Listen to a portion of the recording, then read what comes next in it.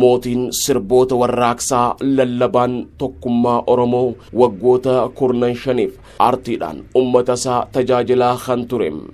Artistiin gameessi qabsaawaa guddaan Nuhoo Goobanaa du'aan addunyaa teenyarraa galuun isaa uummata Oromoo imalmaanaa dhukkubsee tureus sirna awwaalchaa gootaa isaa taasisaniin kabajaaf jaalala isaaf qaban garsiisanii jiran.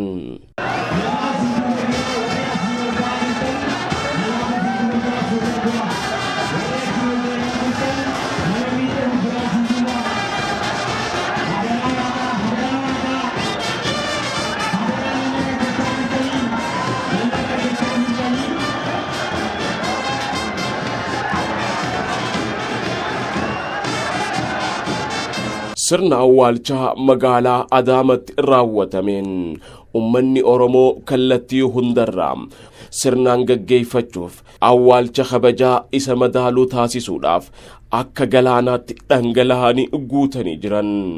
Isteediyoomii Adaamaa xarafa hundaan guutanii kan dhaabbatan ummanni Oromoodhaa jaalalaaf kabajaa isaaf qaban garsiisuudhaaf bakka takka walgahanii argamanii jiran. waltajjii dhaammannoo xumuraa artist Nuhoo Goobanaaf qophaa'ee kanarratti Dr. kabajaa Muhammad Ahmed Qopheem Nuhoon nama aartiidhaan dhaloota qaree barsiisaa guddaa qabsaawaa olaanaa ummata Oromooti jechuudhaan himem. Qabiyyeen walleelee Nuhoo Goobanaa mirga haqaa fi bilisummaa irratti kan xiyyeeffatan gabrummaa kan balaaleeffatan ummata Oromoo qabsoodhaaf kan kakaasan jiruu fi jireenya ummata keenyaa jaalala walqixxummaa tokkummaa irratti kan xiyyeeffatan waan ta'aniif ergaan isaanii baay'ee guddaadha. Hiriyyaan Nuhoo Goobanaa waggoota 37 artist Elamoo Aliim imimmaaniin hudhamam. Nuhoon artistii Oromoodhaaf aarsaa olaanaa kafale fakkeenya tokkummaa ciminaa fi obsaa nama irraa baratan jeyna nama waan ummata isaatiif fayyadu hojjete ijjannoo hin daddaayne kan qabu tokkicha qixxeekumaa Nuhoon aarsaan inni kafale kan akka laayyootti lakkaawamu miti je'em. Fakkeenyaafis taatee Saudi Arabiyaa keessatti uumame akkanaanii himem. Kana 77 gaanjoo akka faranjiitti isarraa jalqabnee walumaan jira. Subuutiittis qabsooleen nuti goone gaafa mootummaan impaayera Itoophiyaa Oromoo dura dhaabbachuu turte sun kan footoo keenyaan nu barbaadan nuti immoo isaan dura dhaabbanne falmaa turre jechuudha. Isa kana gaarra poliisa kiyya dhabuun nagaddisiisa. Seenaansaa Nuhoon dheertuudha. Artist Nuhoo qofaa miti, artist Dr. Nuhoo Goobanaati.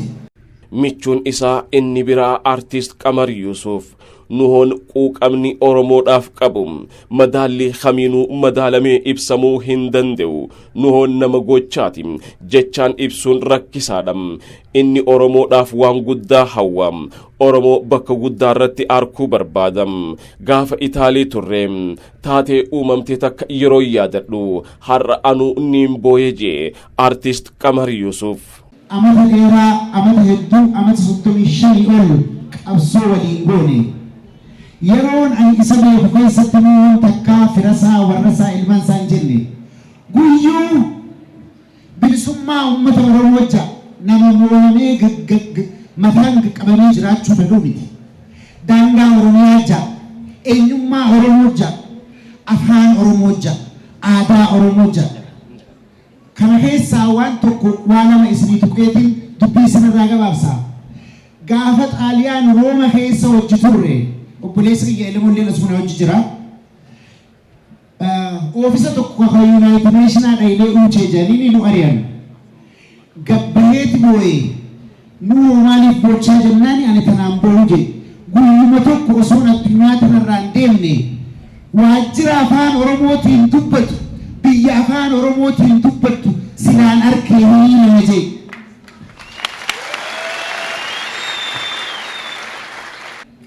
Bara 1991tti poolis kibat gullallee gaafa waraana nutti bananii xiyyitiin mataa isaa gubbaa dabraa turte silaa gaafas du'e irra nuun waan ammaan tana harka kana hundan harkuu jechuudha.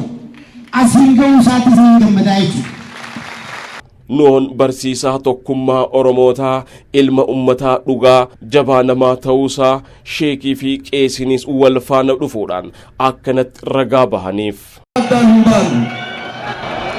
Hin qoodannu qoodan qeebannu amantaan addaan qoodamnee waliin dhiibnu biyya keenya misoomaa fi tokkummaadhaan gara fuulduraatti oofna.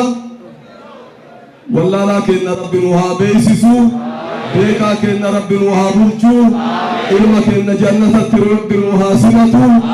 Galatoomaa taata. Qabsoon ilma kiyya kabajamaa gara fuula Rabbii deeme kana odoo amantaan hin daangessin qabsoo saphaatiif qabsoo saphoonaa ta'utu nama kana hunda amantoota jiru hunda bifa tokkoon asitti akka hirmaatan asitti akka argaman kan godhe adeemsaaf kaayyoof karooraaf sabboonummaa amala isaati sadarkaa kana kan gahuu danda'e jechuudha.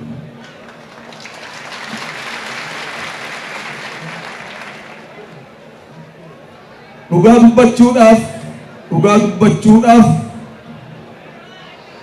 jiruu durri fi sanuu durri garaa jedha Oromooni. Hunda dura tokkummaa keenya yoo ijaarre fi yoo keessa keenya wal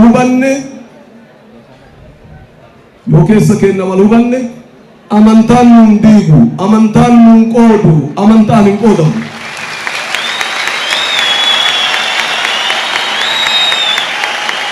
Tokkummaan inni faarsaa ture ani sirba isaan tokkummaa qofa otoo hin ta'in kan tokkummaadhaan ala ta'e hunda isaa hoo dhaggeeffannu faaruu malee sirbaa miti. Akkasii miti faaruudha hundi isaa wanni isa keessaa oolu.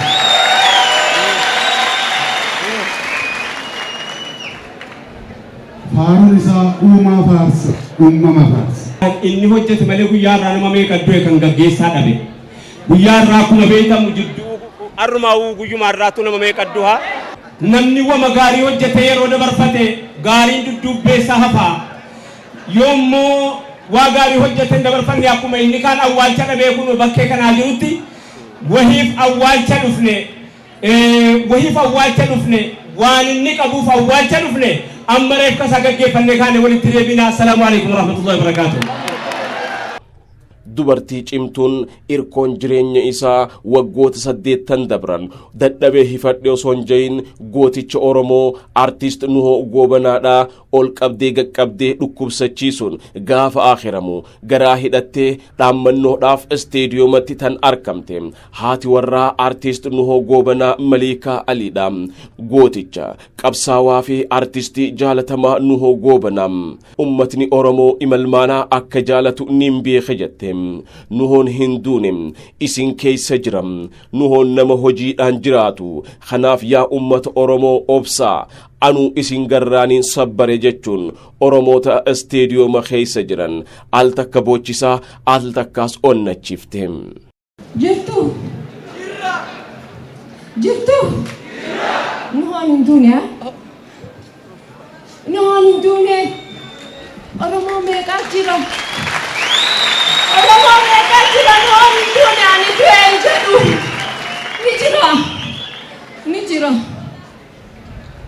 Oromoo Nuhoon ni jiraami?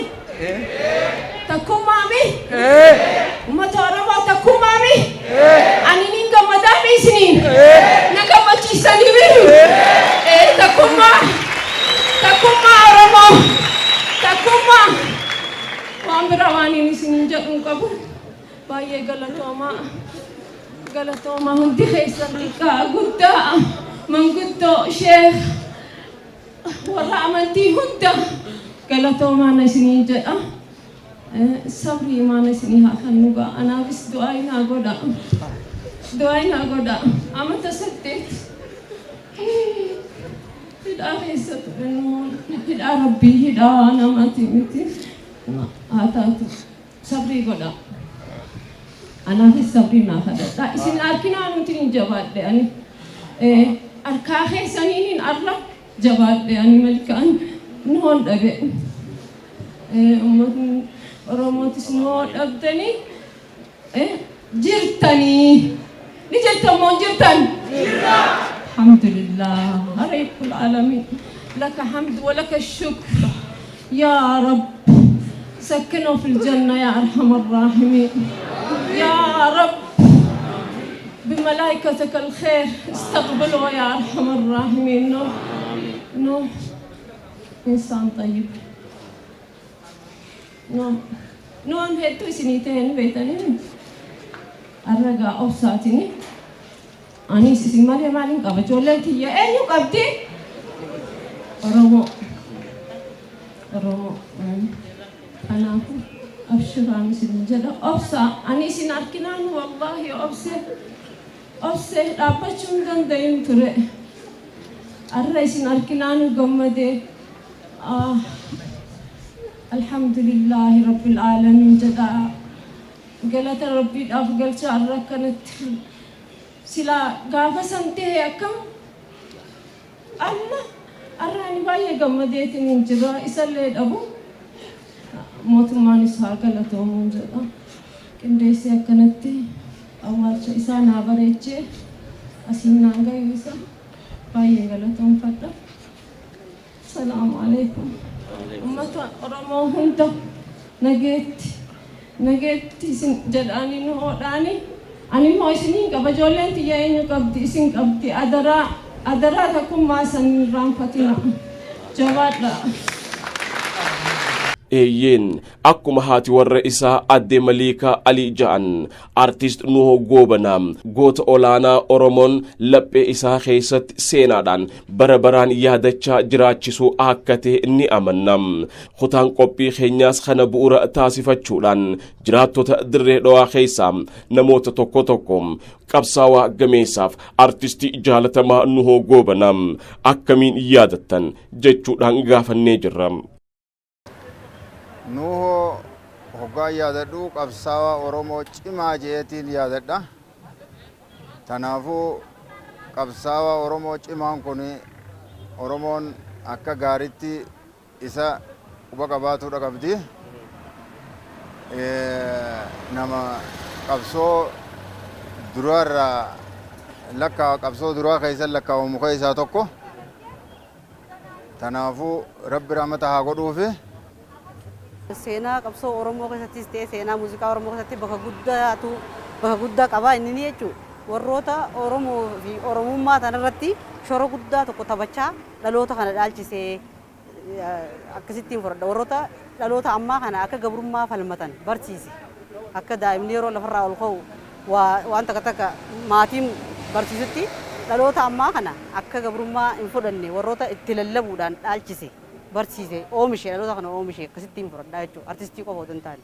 Sirboota hedduun isa yaadadhaa ana keessaa sirboota lamaatu hedduu keessa kiyyatti kan dhagahamu fakkeenyaaf inni isin waamti harmeen yaa ilmaan koo na dhaqqabaa isiniin jetti harmeen jedhu wallahi ana biratti sirba qofa otoo hin taane ergaa guddaa tokko qaba.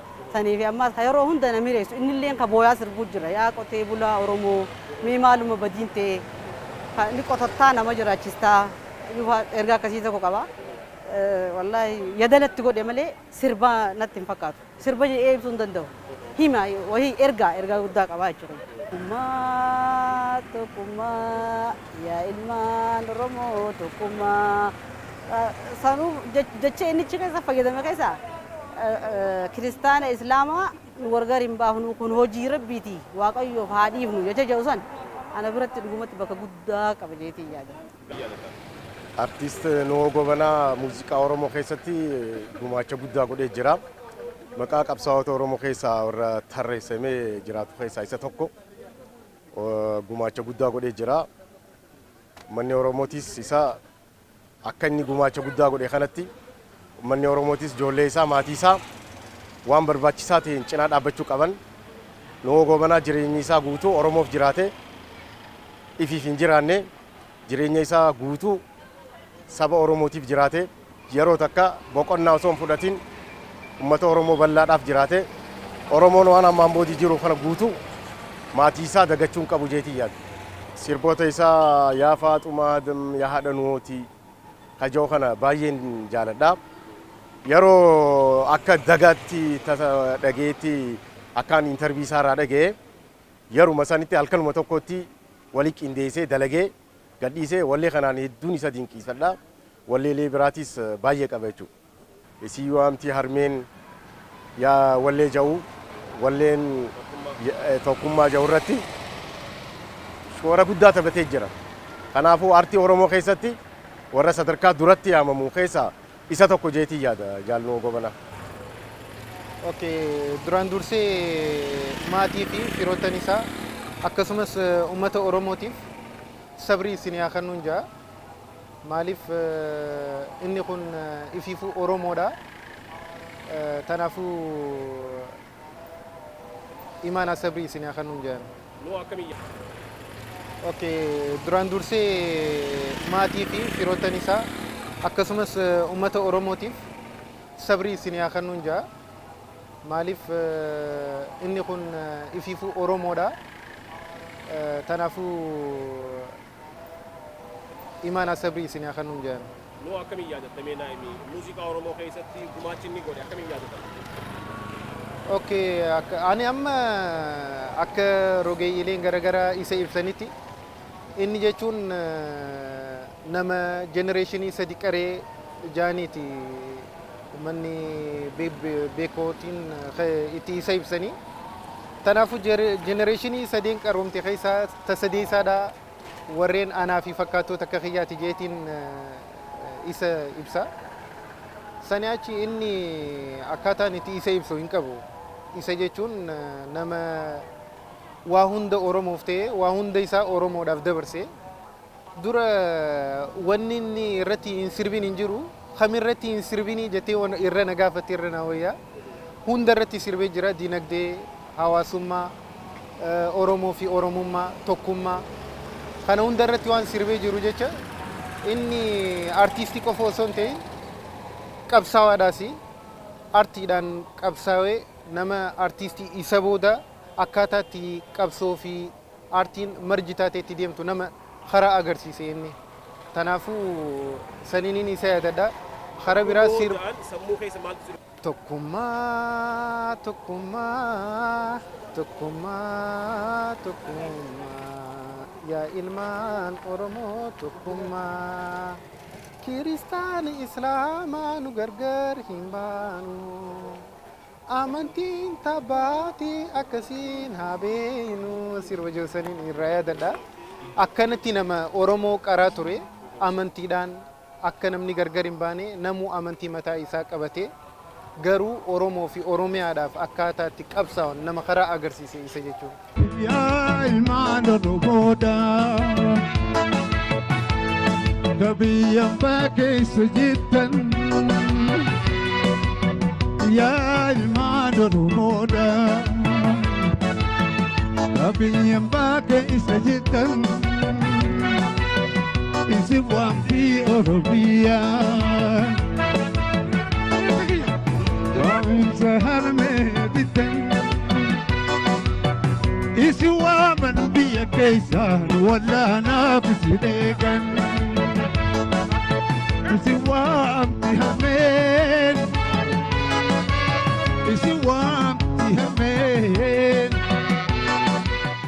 Gumaachiisaa namni isaan madaalamu hin jiru keessattuu roga qabsootiin qabsoo keessatti yoo dhugumaan gatteenyee sirba qabsoodhaa lakkooyne sirba qabsoo irratti hundaa'e taa kalama jennee lakkooyne Ali Birraa ji'i abbaan fedhe Qamariin ji'i nama feete akka nu hotti waa'ee qabsoo irratti inerjii isaa kara sirba qabsoo irratti deebisee hollise hin jiru gama qabsootiin irraan hafne waan namni jiraachuu qabuuf jiraateeti mishina isaa fixatee deema.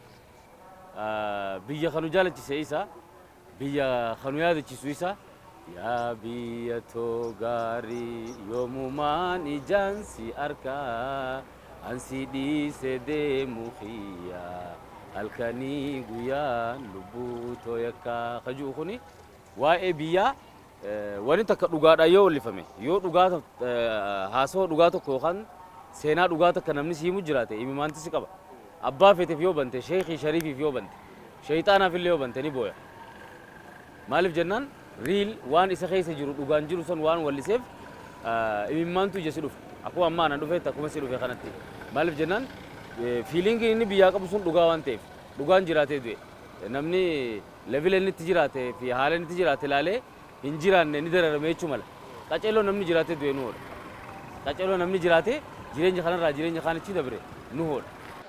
Artiist Nuhoo Goobanaa rabbi rammataa godhuu fi wanni inni dalagee hangana jaamee waan shalagamee dhumuu miti waan haalaan cimaa ta'ee aartii Oromoo guddisuu keessatti qabsoo Oromoo keessatti nama haalaan yaadatamu nama fooyyetti illee irraanfatamullee osoo hin taane sabrii godhuufillee hedduu namatti ulfaatu jechuun Nuhoo Goobanaa. Wanni inni hojjete saba kanaaf qabsoon inni xurreen inni lafaa kaa'ee dabre waan hanganatti shalagamu miti osoo lakkoofsaan shalagamee himamu taate lakkoofsaan shalaynee himuu dandeenya jechuudha. Inna artiist Nuhoo Goobanaa keessaafuu uummata Oromoo kana tokko godhuu keessatti biitti tun akkanii fi dimokiraasiidhaan karaa dimokiraasiitti tarkaanfattu keessatti nama haalaan qabsaawaa dandeettii qabuun dandeettii rabbiin isaaf kennee gama aartiitiin haala saniin biyya tana tokkoomsuu irratti uummata saba Oromoo kana tokkoomsuu irratti haala hangana hin jaamne nama qabsaawaa ture yookaan uummata kana hawaasa kana tajaajilaa ture jeetiin ibsa. Sirbii Nuhoo gizee jaamu sammuu keessaa na dhufu ispeeshaalee keessaafuu sirba tokkummaa jee wallisa sun hedduu inni irraanfatamu jechuudha. Sirba saniin hedduu yaadatama. Tokkummaa tokkummaa tokkummaa tokkummaa yaa ilmaan Oromoo tokkummaa kiristaana islaamaan nu gargaar hin baanu kiristaana islaamaan nu gargaar hin baanu amantiin tabbaatii akkasiin haa beeynu sun hojii rabbiitii waaqayyoof haa dhiifnu jee wallisa san hedduu inni irraanfatamu jechuudha. Uummata Oromoo hunda biratti yaadatama yoomiyyuu taanaan. Nuhoon akkuma beekamutti aartii Oromoo keessatti gumaacha guddaa gumaacha hangana hin jedhamne qaba. Nama qabsaa'ee qabsoo irratti osoonii fi faayidaa mataa isaatiif waan akka hin godhin qabsoo tana irratti cichee wareegame tokko Nuhoon akka waliigalaatti hawaasni dirree dhawaa akka itti yaadachuu qabu isa akkana jedhee yaadu akka kiyyatti hawaasni dirree dhawaa isa akka itti yaadachuu qabu ganda hunda keessatti bakka gartee namni asii Adaamaa dhaqee taaziyaa tana qooddachuu hin dandeenyetti gandi hundi sharaa dhaabee akkasitti taaziyaa sarraa waa qooddachuu qaba jedheetii yaada ture. Kuni hin taane if duraaf garuu artistoota dila qabna warra qabsoo irratti waa hedduu nu gumaachuu hedduudha qabna itti yaadamuudha qaba jedheetii yaada wanni kun. Karaa biraatiin wanni Nuhoon qabsoo Oromoo keessatti gumaache maal akka ta'e hawaasni Oromoo guutuun ni beeka. Kanaa wajjin wal qabatee dirreen dhawaa akka addaatti nu artiist Nuhoo Goobanaatiif siidaa isaan malu guddaa tokko magaalaa dirree dhawaa keessatti dhaabbachuu akka qabu abdiin irraa qaba ittiin amanaas jechuudha. Godhamuu qabaas jedheetii yaada jechuudha. Sirbi Nuhoo hogga jaan sammuu keessa na dhufu tokkummaa isa jedhu. Tokkummaa tokkummaa tokkummaa tokkummaa yaa ilmaan Oromoo tokkummaa isa jedhu na dura dhufa cufa keessaa jechuudha. Nuhoon amata 200 ardii Afrikaa tana dura deemee jiraatu jiru. Suniif yaadatame sirbi isaa maaliif yoo jette Ameerikatti biyya Hindiitti biyyoota Yurooppaa kana keessatti ana fakkeenyaaf amma Islaamaa yoon ka'ee kirrii uffadhee yookaanuu amantii kiristaanaaf qabadhe maaltu si barbaachisa naan jaa warri kiyya yoon Ameerikaa jiran yoon Awurooppaa jiran wantoota kiristaanummaa saniif na barbaachisu na laatan malee mana nan ari'an firoottan kiyya nan jibban maaliif sun amantii yaada kiyya waan ta'eef sirbinuu hodhaa san himaa jira amantiin tabbaatii akkasiin haa beeynu wal qixaa obboleessi isaa odoo kiristaaname obboleessi isaa odoo islaame nuwoon irraan kaa'enne amantiin tabbaatii akka amma isaan sun yaaduu danda'anitti sun akka laafatti hin dhufu akka gurraachaa fi adiin garaagarummaa qaba ture eegas wal qixa deebi'ee amantiinis ammallee nafne biyya kana ani kee yooniin islaame yoo kee kiristaaname namni quba sillaata.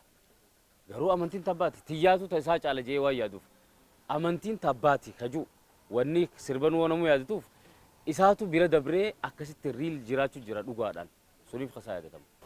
Duraan dursoo nuhoo rabbi ramataa godhuu fi uummata Oromoo bal'aafis rabbiin jajjabinaa fi ulfina rabbi isaaniif haa kennu. Nuhoon seenaa Oromoo keessatti nama guddaa tokko qabsoo Oromoo sirna welleedhaan nama waan guddaa uummata Oromootiif gumaache. Nuhoo gujaan wallee tokkummaa jiru kan sirbe jechuudha. Wallee saniin na keessa dhufa jechuudha. Tokkummaa tokkummaa tokkummaa tokkummaa yaa ilmaan Oromoo tokkummaa.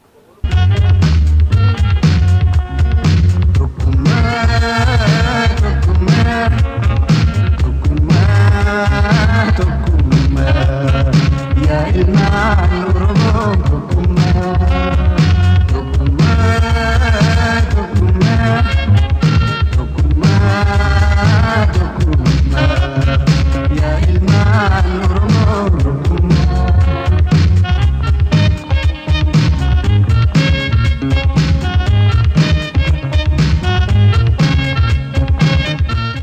seenaa industirii aartii Oromoo keessatti artistoota hojiiwwan isaaniin ummatarraa jaalalaaf kabajaa olaanaa goonfachuu dandeen kanneen qubaan lakkaawaman muraasota keessa artist Nuhoo Goobanaa adda durummaan kan eeramu ta'uunsaa gaaffiin qabu. Namni jabaan Oromoo waggoota 15 oliif ummata isaa muuziqaadhaan barsiisaa ture. Kabajaaf jaalala ummatni isaaf qabu akka carraa tahee osoo lubbuun jiru mirkaneeffachuu dandeetii jira. Seenaa artistoota keenyaatiin namni ummataan manni bitameef badhaafameef artist Nuhoo Goobanaa malee kan biraa ni jira ja'anii dubbachuun hin dandehamu. Nuhoon kanaa ol ummata isaatiin nama jaalatamuudha. Namni jabaan Oromoo kun arra addunyaa teenyarraa galuus maatii isaa deeggaramuu fi tinnisamuu akka qaban namootni nuti dubbisne akkanatti yaada isaanii nuuf laatan. Akkasitti uummanni Oromoodhaa akkuma duraan waa hunda godhaa fi as ga'anitti har'aan tanaas bira dhaabbatanii maatii isaatiis waa hundaa'u bira dhaabbatanii bakkaan ga'uu biqila inni lafa dhiisee biraa deeme kana bishaan jala nannaqanii unkura kana guddisanii bakkaan ga'uudha qabanii jira. Duraan hanga takka gooneef hanguma takka gaawwan namni walirra wayyaadhaati akka walirra wayyaatiin itti dirmannee warroonni akka dinquu Zayyaasfaan galatoomanii gargaarsa takka takka godhanii qaama uummata Oromoo kanaa akka nu bakka bu'ee godhe jeetii jaada waan sanii amma Oromoon guutuun hirmaattee akka namni kun nuuf jiraatetti akkuma harree huntana jeetti takkaa mindaa isaatiin mana galeen beeku nuun akka namoota waayilota isaarraa dhageenyutti mindaa isaa fudhatee qabsoo Oromootii fi waan harkate hunda mashruufu ture saniifuu akka inni nuuf jiraate sanitti uummanni Oromoo kana booda isaaf jiraatee waan takka godhee fi ijoollee tanaaf jechuudha. Akka ijoolleen tun jireenya abbaa isaanii takkaa irra gammadeen beeku. Dhukkuba isaatiifis kan saaxilate rakkuma Oromooti. Tokkummaa dhabuu Oromoo tokkummaa dhabuu irraa kan ka'e akka hin taanetti gabroomuusii kanneen dhukkuba ta'eef isaaf hanga du'aa isaatitti jechuudha.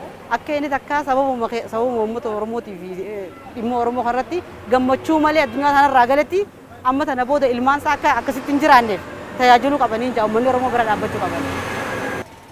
Akkuma dhukkubsatee isa tajaajilaa turanitti tajaajilli sun hafuun qabu har'a maatii isaatis ijuma inni itti jiraatee tajaajilu turan sanitti itti fufuu qaba jeetii yaada.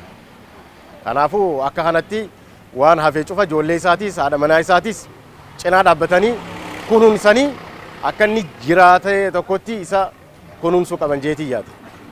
Dura amma akkaataan itti ati isa ibsite sanuu ani naaf gahaa miti. Maaliif Oromoodhaaf waa hunda isaa dabarsee ture. Mana jechuun waan imintiidha isaaf. Waan xiqqaadha. Yoo danda'ame Oromiyaa guutuu maqaa isaatiin osoo yaamamee irra natti gammachuudhaanaaf. Maaliif isa jechuun ani beeku bicha akkaataan itti isa kana jee isa ibsu. Maaliif takka eega du'e namni wanni isaan tolu biyyeerraa sablisu raamataa godhuu fi kanuma. Garuu kana booda maaltu dhufaadhaaf garuu maatii isaa akkaataan itti gargaaruu danda'amu karaan mijaawee akkuma kana dura isa gargaaruudhaaf karaan qophaa'ee ture sanitti maatiidhaafis tumsi kun itti fufuu qabaadha wanni hin jiru. Maaliif maatiin isaa kana dura isarratti dipend ta'eeti ka jiraachuu ture inni wareegame yookaan du'ee jennee ichirratti dhaabuu osoo hin ta'in maatiin isaatis akkaataatti kana booda gargaaramuu danda'u haalli mijaa'uu fi qabu. Sani achi garuu ani akkaataan itti awwaalcha isaatii fi du'a isaa irratti mootummaa Dirree Dhawaa yookaan aangoota Dirree Dhawaadha homachuudhaan barbaada. Maaliif inni kun gaafa lubbuun jiru dhalataa Dirree Dhawaa fi asumatti guddateeti. Sababa Oromummaa fi Oromoodhaaf jecha biyyarraa godaanee amata waggaa dheeraa ala ture san booda dhufee Adaamaa jiraachuu ture jechuudha. Gaafa dhukkubsatus gargaaruu isaanii hin dhageenye gaafa du'us hawaasni Dirree Dhawaadhaa Oromoon akkuma isa hawwaa turtetti achi wareegame yookaan du'ee achumatti awwaalan.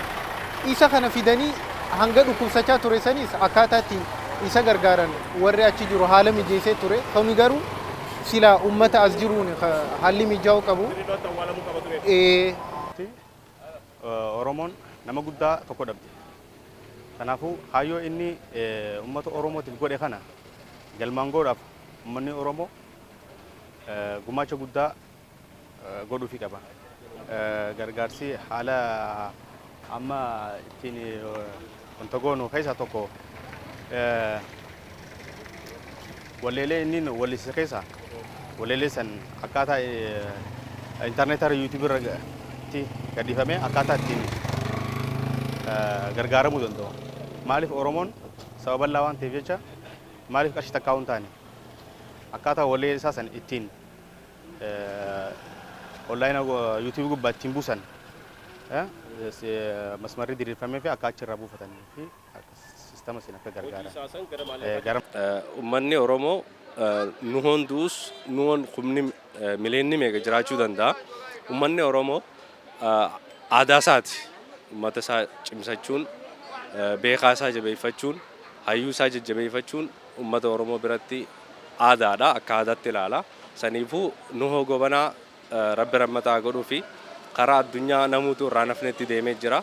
Hawaasa maatii isaa immoo uummanni Oromoo akkuma kanaan dura wal gargaaraa ture sanitti kanaas cimsee gargaaruu qabaa jeetii yaada. Bareeda. Nuhoon hawaasa Oromoo biratti ni gargaarama jenneellee haasa'uu hin qabnu. Nuhoon nama gargaaramu osoo hin taane nama qabsoo tanarra wareegame waan ta'eef Nuhoon qacinaa dhaabbatanii gartee gatii inni qabsoo tanarra baase hanga dandahame hanga xiqqaa takka kafalullee dandahamu hanga xiqqaa takka irraa kafalan. Kana haala kamiin kafalla jennee yoo yaanne ilmaan qaba maatii isaa kara dandahameen bakka walitti dhufne cufan waan gumaachuu qabnu gumaachinee ilmaan isaatii fi maatii isaa guututti utubuu akka qabnu nan mul'ata. Hawaasni Oromoo bakka jiru dammaqee wal gargaaree wal bira dhaabbatee waan gartee Nuhoo qabsaa Oromootiin malu san isaa akka gumaachu asumaaniin dhaamsa kiyya dabarsachuu barbaada jechuudha. Dhugaadhaa namni kun akka arreebsu hin jetti nama enerjii isaa sirriitti fayyadame kun waan nama dhiisuu miti. Anis atis waan nu dhiisuu miti. Maaliif inni akka aarootti eeriyaa tokko taa'ee neetworkii isaa ijaaree jira. Jaalannu jibbinu waan nu quqquqee nu kaasaati. Maaltu godhamuu qabaa akkamtu godhamuu qabaa kun waan qoratamee akkaataa ijoollee isaatii fi jireenya isaatii fi muuziqaawwan isaa jalqabarraa ilaamaa hagama siistama kompiitaraatii fi weebsaayitiin danda'u akkaataa sun ajjasistu godhu. Akkaataa hagama sirboottan isaa tokkummaa kajuurraa ka'ee caalbaasii intarneetarra dhufuu baatus akkaataa itti sun caalbaasii namni qilleensarraa itti buufatee bikka takkatti qarshii takka tokko gumaachuudhaan namni Oromoo bal'ina qaba namni Itoophiyaa bal'ina qaba. Daangaan Nuhoon juusan yoo ka'e Sidaamiinis Amaariinis Tigreeniis lammii biyya kanaati. Walli isaan Tigree tokkos yoo dhukkubsatee yoo du'es gargaaramuu qaba. wallisaan Oromoo tokko yoo dhukkubsates yoo dees gargaaruu qaba. Nama kee qofaan gargaaramteen gammadu.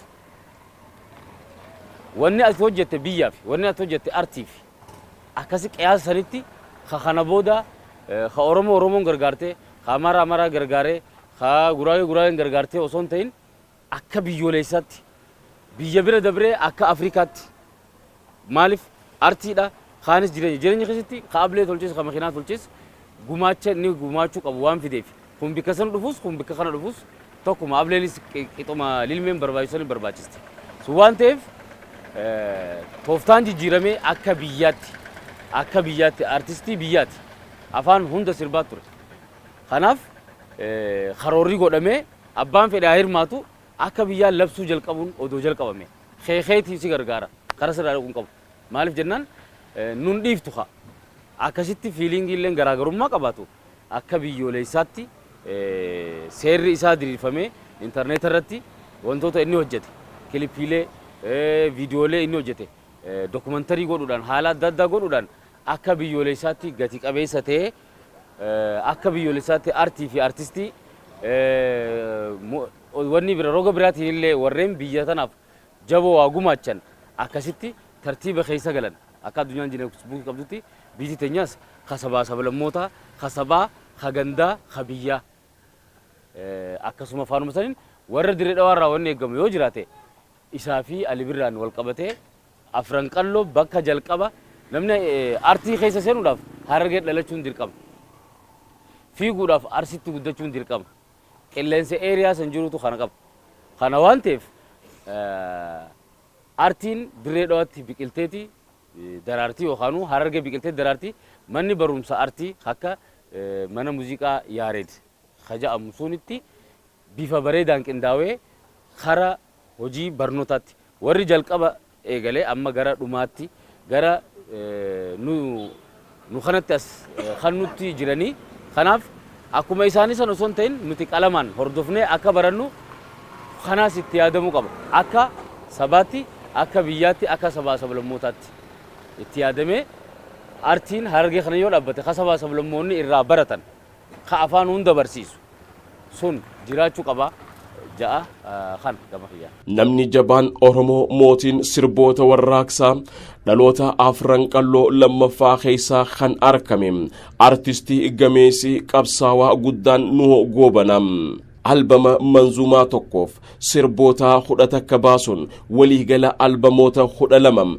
maxxansiisee malees sirboota qeenxee hedduu hojjechuun ummata isaa biraan nama gaheedha. Nuhoon wallisaa qofaa miti barreessaa guddaadha. Qopheessaa jadaloom meeshaawwan muuziqaa gosoota gitaara keessaa booksi gitaar liidiif beezi gitaar akka malee taphachuu kan danda'u kiiboordii fi harmoonikaadhaas kan taphatu nama jabaa abbaa ogummaa hedduuti. Kokkofleef gara laafeessi namaa artist Nuhoo Goobanaa sirboota afaan Oromootiin hojjetee ummata isaatiif dhiyeesse malees afaan Amaaraatiin afaan Somaaleetiin afaan Arabaatiin weeddisuudhaan dandeettii olaanaa akka qabu nama mirkaneeffateedha. Artist Nuhoo Goobanaa bara jireenya isaa keessatti guyyaa tokko hifadhe dadhabe osoo hin ja'in ummata isaa nama tajaajile nama cimaa artii Oromoo keessatti sirboota warraaqsaa hedduu hojjechuun dorgomaa hin qabne hangafa olaanaa ta'uusaa namni waliif hin galle tokkolleenuu hin jiru. Nuus jaalattoota firaaf aalisaa maraaf ummata Oromoo hundaaf maatii isaatiif jajjabina hawwaam hurfiin gabaabduun artist Nuhoo Goobanaa akkamiin yaadatama jechuudhaan walii qaqqadaaddanne tanumaan walii galchaa fuuldura seenaa jireenya isaa dhaloota hanga du'aa jiru qabannee dhihaachuuf waadaa galla.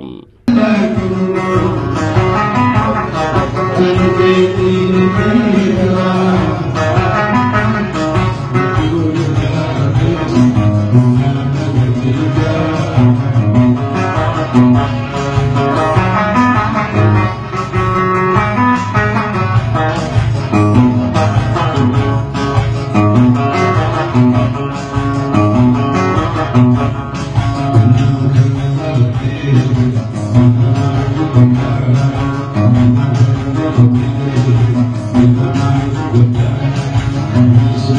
Thank you.